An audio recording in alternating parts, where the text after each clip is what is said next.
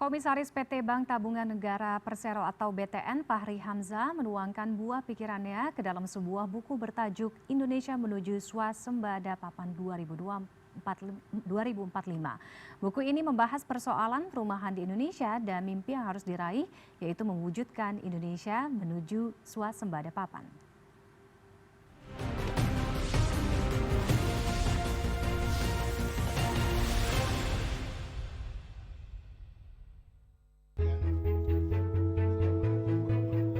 Dalam launching dan bedah buku Indonesia Menuju Swasembada Papan 2045, Wakil Menteri Perumahan dan Kawasan Permukiman Fahri Hamzah menjelaskan isi buku yang ditulisnya.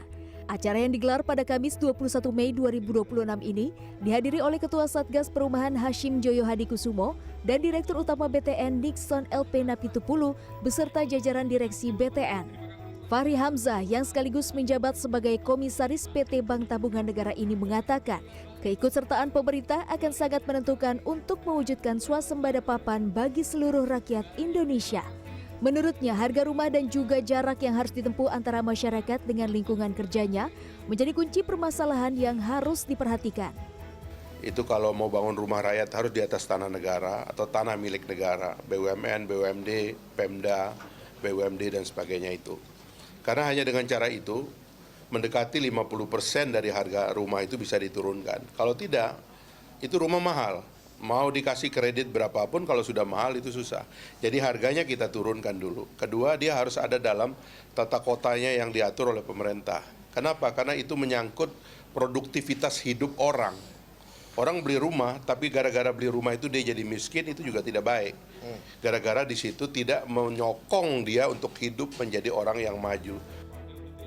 Direktur Utama PT Bank Tabungan Negara Nixon Napitupulu menjelaskan, ide swasembada papan ini akan bisa dicapai jika Indonesia bisa menyelesaikan masalah ketersediaan lahan perubahan yang menjadi pemicu keterjangkauan harga lahan di masyarakat.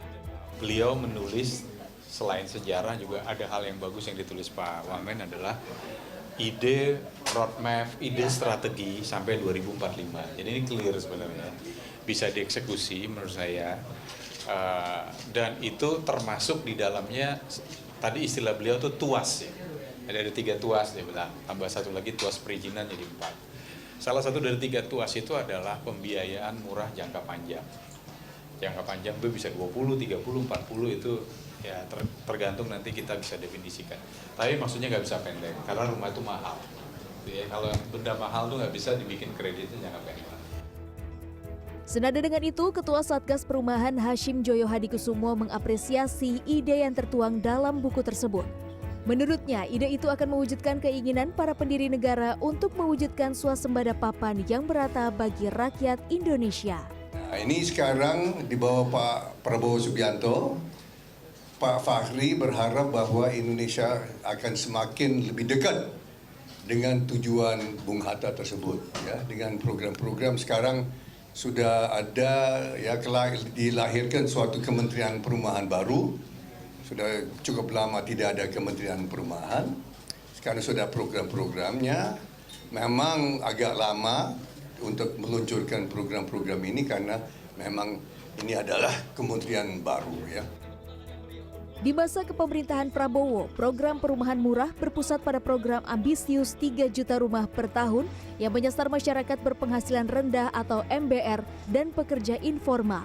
Ide dalam buku tersebut digadang akan mampu mewujudkan mimpi tersebut menuju swasembada papan Indonesia yang merata di tahun 2046 kelak.